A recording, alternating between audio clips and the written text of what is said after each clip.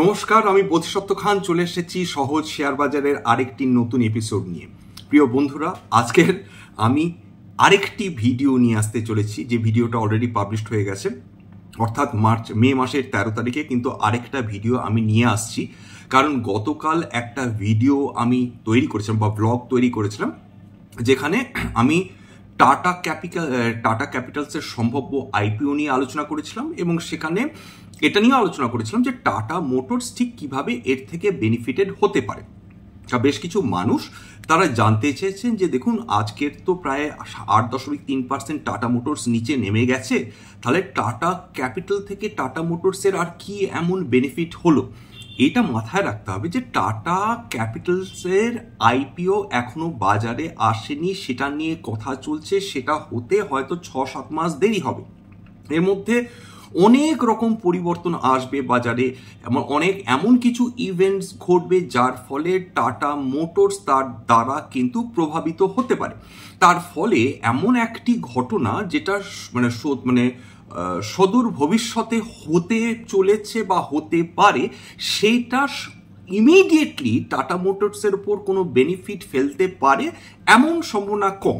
কিন্তু আজকের যেটা ঘটলো তার পেছনে কিন্তু অন্য কারণ রয়েছে, এবং সেই কারণগুলো এই যে সম্ভাব্য কারণ এটাকে কিন্তু ঢেকে দিয়েছে। কিরকম দেখুন, সেটা হচ্ছে টাটা মোটরসের রেজাল্ট বেরিয়েছে। গত 13টা কোয়ার্টারের মধ্যে টাটা মোটরসের রেজাল্ট সবচেয়ে ভালো হয়েছে। 17,000 কোটি টাকার উপর তাদের প্রফিট হয়েছে মার্চ 2024-এ। অর্থাৎ এই এত ভালো রেজাল্ট হওয়া সত্ত্বেও টাটা মোটরসের শেয়ারে আজকের 8%-এর বেশি পতন হয়েছে। এর পেছনে কারণ কি থাকতে পারে? দেখুন, এর পেছনে প্রধান যে কারণ সেইটা হচ্ছে যে টাটা মোটরসের ম্যানেজমেন্ট যে বক্তব্য রেখেছেন সেটা ভীষণ টেপিড। অর্থাৎ তাদের বক্তব্য অনুযায়ী বা যে গাইডেন্স দিয়েছেন ভবিষ্যতের, সেইটা কিন্তু ভীষণ টেপিড। অর্থাৎ তারা বলছেন যে দেখুন, টাটা মোটরসের যে কমার্শিয়াল যে ভেহিকেলস রয়েছে, যে প্যাসেঞ্জার ভেহিকেলস রয়েছে, সেইটার কিন্তু ভলিউম কম হতে পারে সামনে 1 বছরের মধ্যে। এইটা বলা। 2 নম্বর, এইটা কিন্তু অলরেডি, অর্থাৎ এই ধরনের বড় বড় কোম্পানি, টাটা মোটরসের মতন বড় বড় কোম্পানি, এরা সাধারণত কিন্তু টাটা মোটরস, ইনফোসিস, এরা প্রভৃতি কিন্তু এরা গাইডেন্স দিয়ে থাকেন সাধারণত, অর্থাৎ নেক্সট 1 ইয়ারে কিরকম সম্ভাবনা রয়েছে। টাটা মোটরসও সেটা করেছেন, অনেস্টলি করেছেন। এর ফলে কিন্তু বিনিয়োগকারীদের মনে একটা ভয় ঢুকেছে, অর্থাৎ তার মানে টাটা মোটরস কি আর ভালো করতে পারবে না, এই প্রশ্ন। এই বিনিয়োগকারীদের মধ্যে এই ভীতির ফলে টাটা মোটরসের শেয়ারের দাম নামতে পারে। এটা গেল 1 নম্বর। 2 নম্বর যেটা দাঁড়িয়েছে সেটা হচ্ছে যে বিভিন্ন ক্রেডিট রেটিং এজেন্সিজ এবং বিভিন্ন ব্রোকারেজ হাউসেস তারা একদম লাফিয়ে নেমেছে ময়দানে, এবং তাদের বক্তব্য অনুযায়ী টাটা মোটরসে অনেক রকম তারা কারণ খুঁজে বের করেছেন। অথচ ঠিক টাটা মোটরসের রেজাল্টের আগে কিন্তু তারা কোনো রকম কারণ খুঁজে পাননি, তারা কোনো রকম বক্তব্য দেওয়ার তারা সুযোগ পাননি। যেই টাটা মোটরসের রেজাল্ট দুর্দান্ত হয়েছে, তারা ময়দানে নেমে পড়েছেন। কি বক্তব্য তাদের বক্তব্য অনুযায়ী টাটা মোটরস এখন বর্তমানে ফসিল ফুয়েল ভেহিকেলস থেকে ট্রানজিশন দেখাচ্ছে হচ্ছে ইলেকট্রিক ভেহিকেলসের দিকে। তারপরে যেটা হবে যে নেট প্রফিট মার্জিন এই ধরনের ট্রানজিশনের ফলে কমে যাবে, অ্যাসেট মিক্স প্রপার থাকবে না, হাইব্রিড ভেহিকেলস অন্যান্য কোম্পানিজেরও আসছে যারা টাটা মোটরসকে দারুণ চ্যালেঞ্জ করবে, এরকম।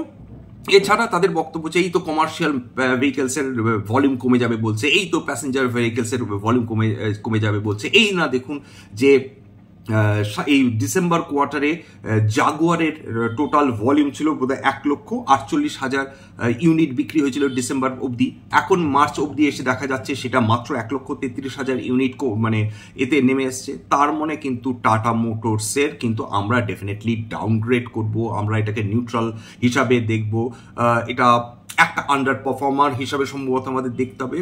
এইবার মজার ব্যাপার হচ্ছে যে দেখুন, খুব সত্যি কথা বলতে এটা স্বীকার করুন চাই না করুন, যতই আপনাদের বিদেশি প্রীতি থাকুক বা আমার বিদেশি প্রীতি থাকুক, মেনে নিতে হবে। এবং খেয়াল করে দেখবেন, যখন এই ধরনের বিদেশি ক্রেডিট রেটিং এজেন্সিসগুলো আমাদের দেশীয় কোম্পানিগুলোকে ডাউনগ্রেড করে, তার অর্থাৎ কিন্তু অনেক সময় দেখা যায় যে বহু এরকম বিদেশি ইনস্টিটিউটস রয়েছে, হাই নেটওয়ার্থ ইন্ডিভিজুয়ালস রয়েছে, এঞ্জেল ইনভেস্টার্স বলুন বা অন্যান্য যারা ইনভেস্টার্স ধরুন এফআইআইস রয়েছে, যারা টাটা মোটরসে বিনিয়োগ করতে চেয়েছিল কিন্তু পারেনি। যদি টাটা মোটরসের দাম সিগনিফিকেন্টলি কমে যায় তাহলে দেখবেন যে কিছুদিন পরে থেকে কিন্তু দারুণ কেনাকাটা আরম্ভ করবে এফআইআইস, এবং খেয়াল করবেন যে মাস তিনেকের মধ্যে এদের রেটিংস বদলে যাবে। এইটাই হচ্ছে মজার ব্যাপার যে, এবং এটা এই প্রথম নয় যে এই ক্রেডিট রেটিং এজেন্সিসগুলো 3 মাস অন্তর 6 মাস অন্তর তাদের রেটিং বদলাচ্ছে না, যখন ইচ্ছা করছে তখন তাদের রেটিং বদলে দিচ্ছে। এইটা হচ্ছে মজার ব্যাপার। সুতরাং এই ধরনের বিদেশি ক্রেডিট রেটিং এজেন্সিসগুলোকে বিশ্বাস করার আগে একবার যাচাই করে নেবেন যে এক্স্যাক্টলি বর্তমানে কি সিচুয়েশনের মধ্যে দিয়ে টাটা মোটরস চলছে। এটা তো মানতে হবে যে টাটা মোটরস কোনো রকম অ্যাগ্রেসিভ গ্রোথের কথা বলেনি। টাটা মোটরস কোনোভাবে কোনো বিশাল স্বপ্ন বা একটা দারুণ সব পেয়েছি দেশ তৈরি করতে যায়নি বিনিয়োগকারীদের জন্য। তারা প্লেন পয়েন্ট বক্তব্য রেখেছেন। এইবার ধরে নিন তর্কের খাতিরে দুটো জায়গায়, একটা জায়গায় যেখানে land rover Jaguar tata motors তৈরি করে সেটা হচ্ছে ইংল্যান্ড, এবং 2 নম্বর প্যাসেঞ্জার ভেহিকলস কমার্শিয়াল ভেহিকলস তৈরি করে ভারতে। এইবার যদি ধরে নেওয়া যায়, এবার তার কারণটা হচ্ছে এটা কিন্তু শুধু প্রশ্ন হিসাবে ধরবো, কোনো ফরওয়ার্ড লুকিং স্টেটমেন্ট না। যদি ধরে নেওয়া যায় যে ফেডারেল ব্যাংক আমেরিকাতে হঠাৎ করে রেট কাট করলো সামনে কয়েক মাসের মধ্যে, তাহলে কি হবে? তাহলে যেটা হতে পারে সেটা হচ্ছে যে ব্যাংক অফ ইংল্যান্ডও ফেডারেল ব্যাংকের পথে হাঁটবে বা হাঁটার সম্ভাবনাই বেশি, এবং তারাও রেট কাট করবেন, এবং তাহলে গোটা বিশ্ব জুড়ে এই রেট কাটের প্রথাটা পুনরায় চালু হয়ে যাবে, এবং ভারতবর্ষের ক্ষেত্রে ভারতবর্ষের মানুষও আবেদন করবে তাহলে আমরা কি দোষ করেছি, এবং আমাদের যদি মূল্যবৃদ্ধি সেই সময় কম থাকে তাহলে আরবিআইও সম্ভবত সেই পথে হাঁটলেও হাঁটতে পারে।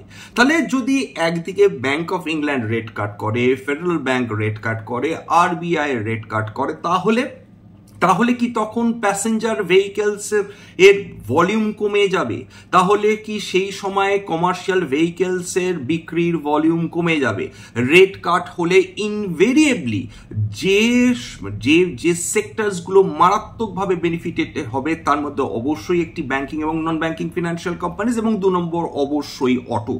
সুতরাং অটো যদি বেনিফিটেড হয়, অটোতে যদি মানে বিভিন্ন গাড়ি ঘোড়া কেনার সময় যদি ইন্টারেস্ট রেট কম হয়, সেই সময় মানুষ কি পিছিয়ে থাকবেন? উত্তরটা হচ্ছে অবশ্যই নয়। সেই সময় মানুষ বেশি গাড়ি কেনার দিকে ঝুঁকবেন।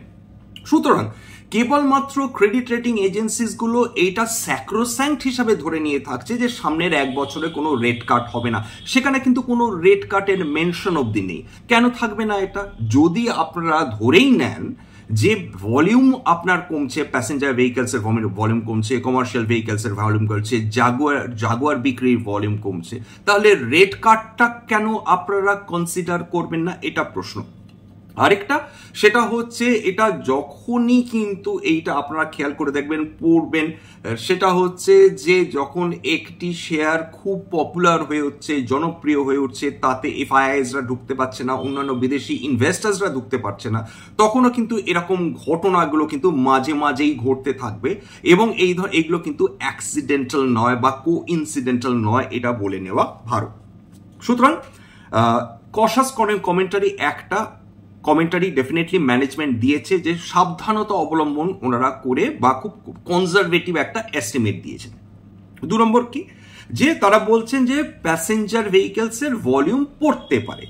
3 নম্বর হচ্ছে যে জাগুয়ারের বিক্রি কমেছে, মার্চে 1,33,000 ইউনিট বিক্রি হয়েছে, যেটা ডিসেম্বর 2023 বিক্রি হয়েছিল 1,48,000।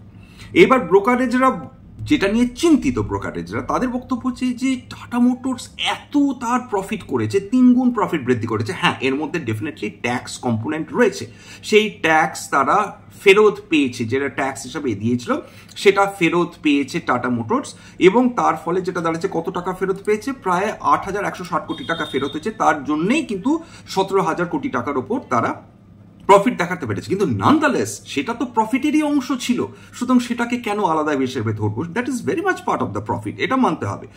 এইখানে যে ব্রোকারেজদের যে চিন্তা সেটা হচ্ছে টাটা মোটরস এত ভালো রেজাল্ট করার পর ভবিষ্যতে কি আর কোনো দিন এত ভালো রেজাল্ট করতে পারবে, এটা নিয়ে তাদের চিন্তা। সুতরাং সেটাও তারা বলেছেন। আর হচ্ছে যে এর ফলে তারা যেটা করে দিয়েছেন, ডাউনগ্রেড করেছেন বা আন্ডার পারফর্ম রেটিং দিয়েছে, নিউট্রাল রেটিং দিয়েছে, একেবারে যার যেরকম ইচ্ছে মনের মতন করে তারা রেটিং বসিয়ে দিয়েছে। তবে মজার ব্যাপার হচ্ছে যে সব ব্রোকারেজ হাউসেস যে টাটা মোটরসের পেছনে লেগে গেছে তা নয়, এর মধ্যে দুটো কিন্তু বেশ বড় যেটা মানে সংস্থা, তার মধ্যে একটা জেপি মর্গান, একটা জেফরিস, এরা কিন্তু বলছে যে ওভারওয়েট পারফর্মার, তারা কিন্তু টাটা মোটরসকে বলছে যে এরা ওভারওয়েট, অর্থাৎ ওভার পারফর্ম মানে ডেফিনেটলি আন্ডার পারফর্ম করাতে কোনো প্রশ্নই নেই, এরা খুব ভালো করবে। এবং টার্গেট প্রাইস রেখেছে, জেপি মর্গান রেখেছে 1,115 টাকা টার্গেট প্রাইস, অর্থাৎ 13% আপসাইড, এবং জেফরিস বলেছে যে বাই কল দিয়েছে, বলেছে 1250 টাকা অবধি শেয়ার যেতে পারে জেফরিসের বক্তব্য অনুযায়ী। তার মানে একটা মিক্সড হাউস তৈরি হয়েছে, যেখানে কিছু ব্রোকারেজ হাউসেসের বক্তব্য অনুযায়ী টাটা মোটরস খারাপ করবে, কিছু শেয়ার মানে ব্রোকারেজ হাউস বা কিছু ক্রেডিট রেটিং এজেন্সির অনুযায়ী টাটা মোটরস অবশ্যই খারাপ করবে।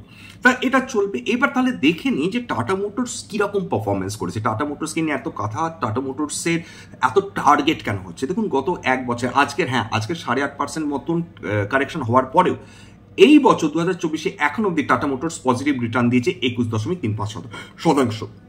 গত এক বছরে 80.73%, গত 5 বছরে 442.49%, এবং ম্যাক্সিমাম অর্থাৎ 1 জানুয়ারি 1999 থেকে যে ডেটা পাওয়া যাচ্ছে সেখানে 2,923.64% রিটার্ন দিয়েছে টাটা মোটরস। এই তথ্য আমি পেয়েছি গুগল ফিনান্স থেকে। এবার টাটা মোটরস কি সত্যি সত্যি খারাপ হয়েছে? উত্তর হচ্ছে না, টাটা মোটরস কোনোভাবেই খারাপ রেজাল্ট করেনি ক্যাটেগরিক্যালি। কেন সেটা আমি দেখিয়ে দেবো। সামনে লাস্ট 13টা কোয়ার্টারে যদি আপনারা প্রফিট দেখেন, কনসলিডেটেড প্রফিট, নেট প্রফিট দেখেন, তাহলে বুঝতে পারবেন যে টাটা মোটরস এইবারে সত্যি সত্যি সবচেয়ে ভালো রেজাল্ট করেছে। কারণ 17,407 কোটি টাকা প্রফিট করেছে। এইবার রেভিনিউ বেড়েছে ফ্রম অপারেশন 13%, অর্থাৎ রেভিনিউ তাদের বেড়েছে 13%। 1.2 লক্ষ কোটি টাকার তারা কেবল গাড়ি বিক্রি করেছে, ভাবুন। এবার যে কারণে চিন্তা সেটা হচ্ছে টাটা মোটরস এত ভালো পারফরমেন্স আর করতে পারবে কিনা ভবিষ্যতে, এইটা নিয়ে। এইবার হচ্ছে কারণ টাটা মোটরস নিজে মানে কশাসলি তারা অপটিমিস্টিক যে ডেফিনেটলি তাদের ডোমেস্টিক ডিমান্ড নিয়ে তারা কশাসলি অপটিমিস্টিক।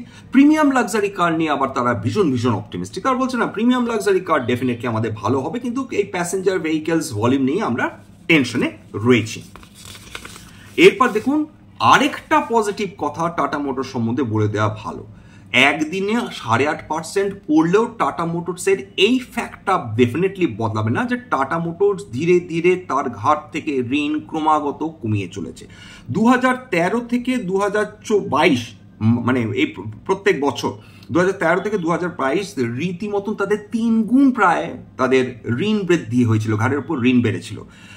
মার্চের 2013-তে তাদের ঋণ ছিল 53,716 কোটি টাকা, এবং মার্চের 22-এ সেটা বেড়ে দাঁড়িয়েছিল সবচেয়ে বেশি 1,42,131 কোটি টাকা। মার্চ 1,46,449 কোটি টাকা মার্চ 2022। তারপর খেয়াল করে দেখুন, মার্চ 2022 থেকে মার্চ 2024 এই সময়কালে তারা প্রায় 40,000 কোটি টাকা কিন্তু তারা ঋণ শোধ করে ফেলেছে। অর্থাৎ টাটা মোটরস ডেলিবারেটলি কিন্তু তাদের ঘাট থেকে ঋণ কমাতে চাইছে। এটা কি পজিটিভ নয়? অবশ্যই পজিটিভ। এবং তাদের লং টার্ম বরোয়িংস তাহলে গত বছর ছিল 88,696 কোটি টাকা, সেটা কমে দাঁড়িয়েছে 62,149 কোটি টাকা এই মার্চ 2023 থেকে March 2024। Short term borrowings March 2023-এ ছিল 36,965 কোটি টাকা, সেটা কমে দাঁড়িয়েছে 36,352 কোটি টাকা। হয়ে গেল।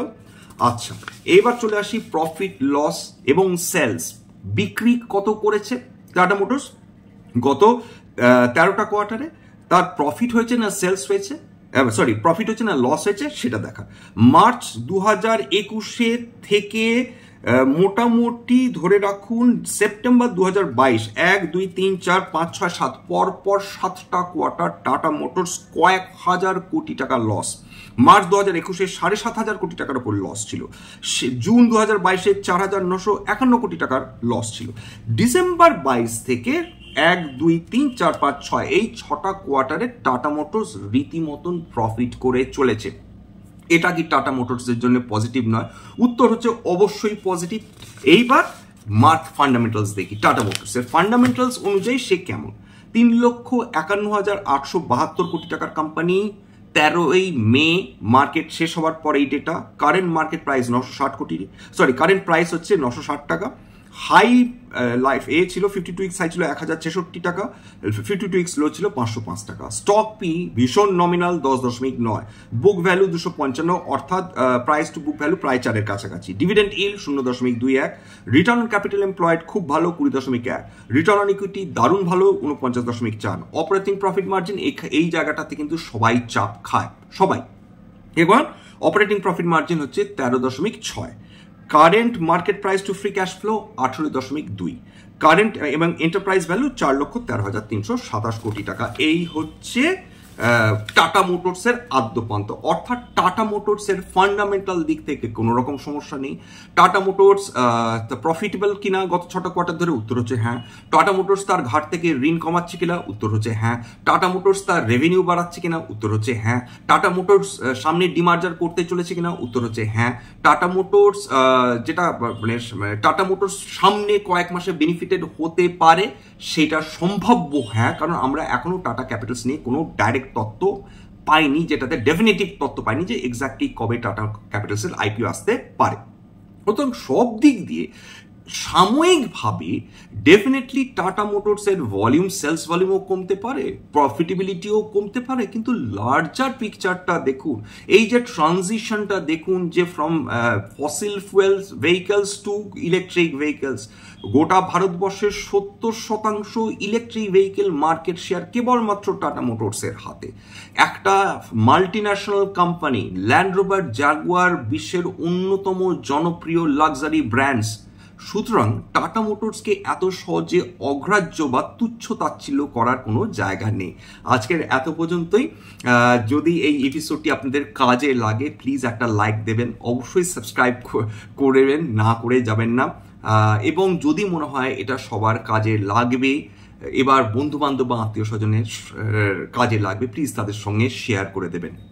একটা স্ট্যান্ডার্ড ডিসক্লোজার, এই টাটা মোটরস নিয়ে যে আলোচনা করলাম সেই টাটা মোটরস আমার বা আমার পরিবারের এতে মানে থাকলেও থাকতে পারে, পোর্টফোলিওতে থাকতেও থাকতে পারে। আমি ব্যক্তিগতভাবে আজকে টাটা মোটরস কিনেছি, এটা হচ্ছে স্ট্যান্ডার্ড ডিসক্লোজার। আর ভবিষ্যতে যদি আরও দাম পড়ে আমি আরও কিনবো, এটা হচ্ছে আরেকটা ডিসক্লোজার। এবং ভবিষ্যতে যদি বিক্রি আমার বা আমার পরিবারের পোর্টফোলিওতে এই শেয়ারটি থাকে এবং আমরা যদি বিক্রি করি, তবে কিন্তু আগাম বিজ্ঞপ্তি দিয়ে বিক্রি করতে পারবো না।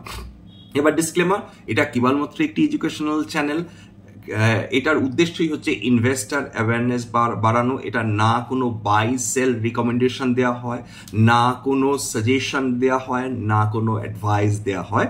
এইটা কিন্তু ডিসক্লেমার হিসাবে প্লিজ অ্যাকসেপ্ট করে নেবেন। আজকের জন্য নমস্কার, শুভরাত্রি।